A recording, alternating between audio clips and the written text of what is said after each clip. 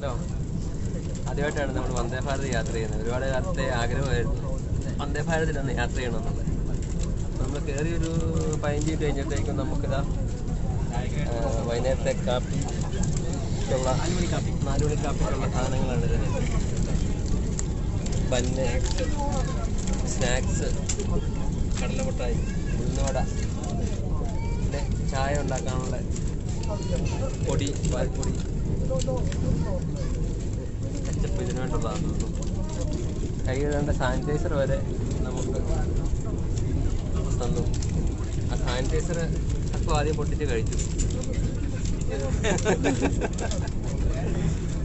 Okay അല്ലേ?